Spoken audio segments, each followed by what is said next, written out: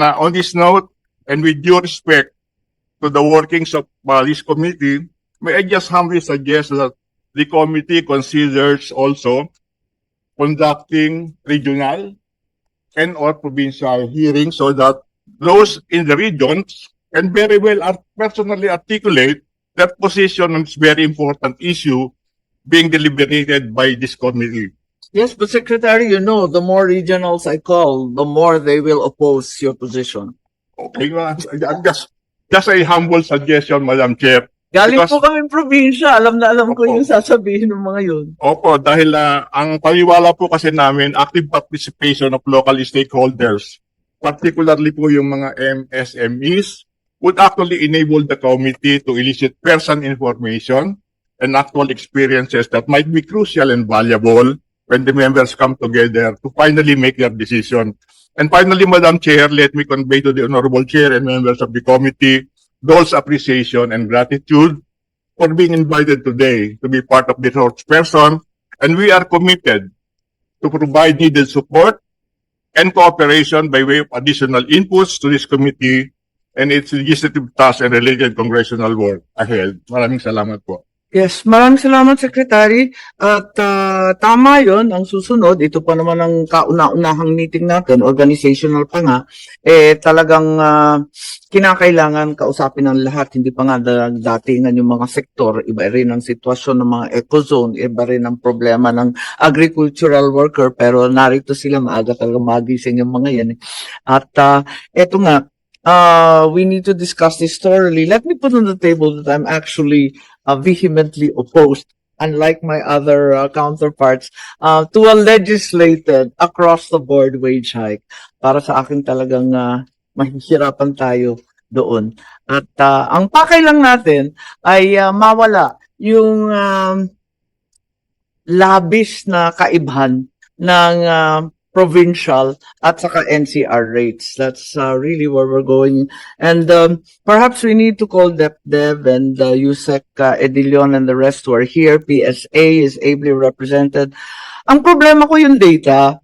Dahil kasi, parating natin pinag-uusapan sa PSA, yung mahiwagang poverty line at yung mas lalong mahiwagang 92 pesos a day ang kinakailangan ng bawat Pilipino para kumain ng 3 beses at mabuhay ng maayos na may upa, may transpo, at may edukasyon. Parang talagang hindi ka panipaniwala. Ang akin tatanungin, may datos ba tayo para sa cost of living?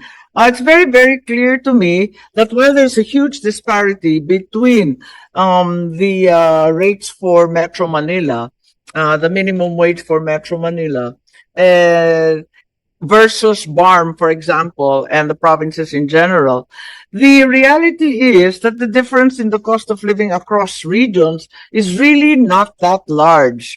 Can the DepDev weigh in with some CPI perhaps? Yung totoong cost of living, kasi parati natin tinitimbang yung poverty threshold. Kung maaari natin pag-usapan yung cost of living, meron ba tayong unified? Kasi sinabi ni Secretary Ledesma dito sa paper na wala naman tayong kinikilalang official cost of living eh. Wala ritong masyadong maliwanag na income needed for individuals and households to meet their basic needs sa pinakasimpleng pangungusap. Tama ba yung pagkaintindi ko that the cost of living in NCR versus the provinces is not hugely different? Yusek Edilion. Thank you, Madam Chair, and good morning to all, and good morning to Congressman Fernando. Actually, may malaking kaibahan yung sa cost of living, especially if you're talking NCR versus BARM. Yes, do you have data? Meron po, pero hindi ganun ka straightforward. Kasi yung CPI is actually the consumption basket. Yes, And, but at least it will give an idea for changes in the fixed basket for consumer goods, Yes, yes. Diba? At least, Mm-mm. umpisahan natin, no? Madali naman yung headline and core inflation. Tinatrack Yeah. naman talaga sa dyaryo yan. Mm-mm. Meron rin tayong FIES, diba? Yung Family Income and Expenditure. Yes, ma'am. Pero napaka-delayed naman. Antay kami ng antay, wala pa rin. Ginagawa pa po yung survey. Yeah, anyway, ma'am, kasi yung sa CPI naman kasi, I think the big difference there is that at base year, so in this case 2018, lahat yun naka-equal to 100 kasi naka-index siya eh. Consumer Price Index. And so if we want to compare it across space, pwede naman pero hindi ganun ka straightforward. Pero we can give you the numbers by tomorrow. Yeah. Tomorrow we'll give you the comparators kasi we have to go back to the Can you raw give us a data. general idea of the differences? Ah. You were saying that there's a large disparity, as opposed to our understanding that there is not that great a disparity, at least not comparable or not merited by the difference between NCR and BARM, for example. Madam Chair, can you give me a few minutes for that? What is it? Yeah. Sandali po. There. I understand that the 2025 World Bank report running uphill also says very, very clearly that there's been a notable shift in the country's economic landscape, that growth is no longer concentrated merely in the metropolitan area, but is beginning to fuel even the growth of the regions. Yes. So that would indicate that, in fact, there's a leveling of some sort. Yes, Okay. Madam Chair. Yusek, yes, I'm curious because the Dole report says that there is no recognized cost of living figure. Madam that Chair, correct? it's still not an official number, but we can actually derive it. Pero give me a few But why is minutes. that the case? Then how do we Uh, set wages if we don't know what the cost of living is? As for the wages kasi, ang factors that is being considered in the RA 6727 is actually the poverty line, the poverty threshold. Pero just to say as well that every year Yes, we're also ina-update aware. yung We're poverty also line. aware of the poverty threshold, but di ba mas relevant yata yung cost of living? Alam naman natin yes, yung ma'am. poverty threshold. Mm. Pero- And even there, with Region 3 having the highest at 16,000 pesos, while Region 12 has the lowest at 12,000, tapos titingnan mo yung minimum wage, yung range ng NCR at BARM, parang hindi naman justified. Ang dikit-dikit naman kasi yung poverty levels kung tutuusin, pwera lang sa napakahirap ng mga region at napakayayaman na region. Samantalang yung monthly wages, Manila lang talaga namamayagpag.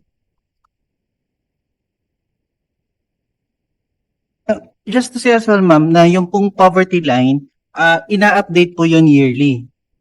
Ina-update yung yearly using current prices. Kung ano man yung prices na prevailing. Kasi may consumer basket din yan eh. So, ina-update yun yearly and that is being submitted to Na-update the... yearly, nasa 92 pesos a day. Hindi. Yung Seryoso ba 20... yun? No, ma'am. That's the 2023 po yung 92. So ngayon, 93 pesos na. Hindi naman. Nakakaloka. Hindi. I'll get back to you on that para sigurado yung numero. Yeah.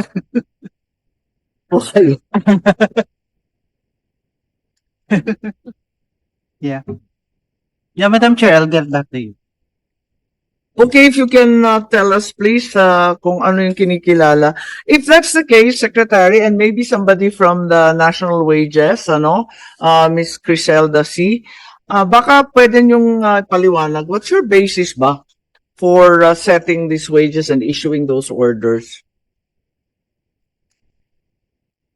Yes, you're recognized. Thank you, Madam Chair, and with the, also to the distinguished member of the panel. Yeah. With the permission po of Secretary Laguesma. Yes, the law is quite clear, no? It's very well We- stipulated that you put in order to fix it, you have to consider, We have 10 criteria po. yes, that's right. that So we have there's to cost of consider. living, as Yes po. mentioned, competitiveness, Yes po. industry-specific conditions, capacity of employers. Employers. Apat yun, di ba? Ah, Yung There nasa are batas. major categories po. Okay. But there are actually 10 criteria grouped into 3 major categories.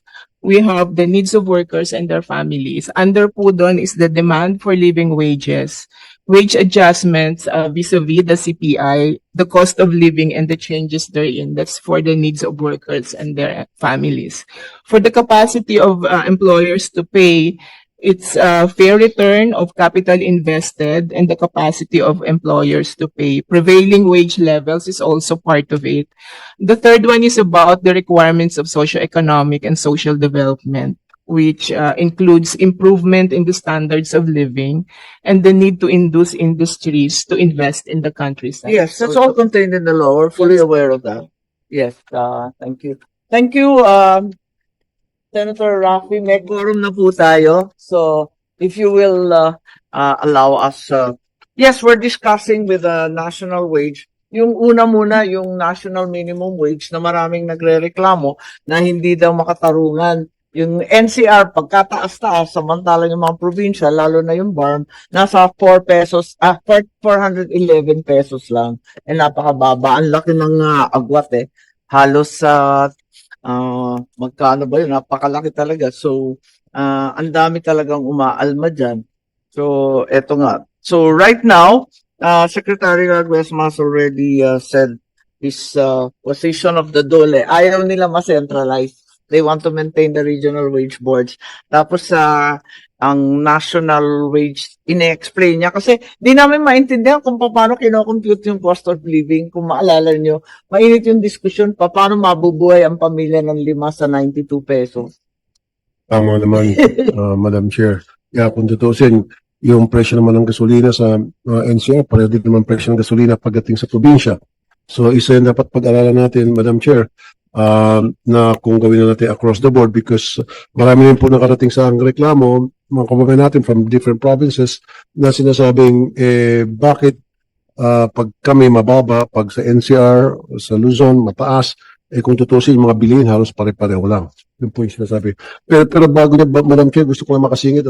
Maganda ito pinag-usapan natin na taasan po yung sweldo ng ating mga magagawa. In fact, last June, recently, nagtaas tayo na ng 50 pesos and then ako po yung nagbumungkahi na tataasan natin na up to 300 pesos pa. Now, the problem here is, taas tayo ng taas sa mga sweldo natin mga magagawa, which is just right. Pero, wala sa implementation, Madam Chair. Meron tayong mga manggagawa na hanggang ngayon 300 pesos pa lang ang sinisweldo. Meron pa nga 280 pesos and yet 695 na tayo and meron pa rin sasahod ng 280 pesos. Bakit? Ngayon tataasan pa natin 300 so magiging ano na tayo almost 1,000 pesos. Tataasan na ng 50 pesos ng mga sakim ng mga manufacturing companies ng another 50 pesos. So parang naglulukohan lang tayo rito. So it's really the implementation. I've been saying this time and time again, DOLE, wake up. Totoo to. Kasi Madam Chair, nag-ikot ako recently sa Kamanaba. Yung mga top 5 biggest manufacturing companies dyan sa Kamanaba area and never ever pa na-inspect ng DOLE. At kung meron man doon na sagasaan na na-inspect ng DOLE, yung DOLE nag-inspect, pumunta lang diretso sa opisina ng HR, paglabas may kasama ng envelope na makapal, hindi man lang kinausap yung mga workers. Kaya nung during the last hearing I was here, I dared DOLE na ipresenta sa akin yung pangalan ng mga field inspector sa Kamanaba because hiriting ko sa budget deliberation, pagsisibakin mga yon. Kapag lumitaw na yung mga taong yon, field inspector ng DOLE, na hindi ginawa ang trabaho o nagtrabaho, nag-inspect, pero pinalabas nila na binigyan ng passing grade yung in-inspect nila, so ibig sabihin may corruption. Kaya ang suggestion ko, Madam Chair, at nandito Secretary Guesma, from now on, lahat ng field inspector nyo, pagsuotin nyo ng body-worn camera. Totoo yan. Body-worn camera. para magkaalaman kung talagang ginawa yung trabaho niyo o hindi. Kasi pupunta doon yung field inspector, Madam Chair, sa halip na titingnan yung work area, kung conducive ba para doon sa mga manggagawa, yung work area nila, tapos yung mga ginagawa nila, kung tama ba, kung safe ba sila, etc. Walang ganun eh. Wala man lang interview sa mga manggagawa. Diretso agad doon sa HR. Pagdating doon sa HR, closed door. Magkikipag-usap ng 1 oras, may kape, may merienda, may lechon, I don't know. Pag uwi, meron ng daladalang envelope na pagkapal-kapal. Ganun po palagi nangyayari, Madam Chair. We have to stop this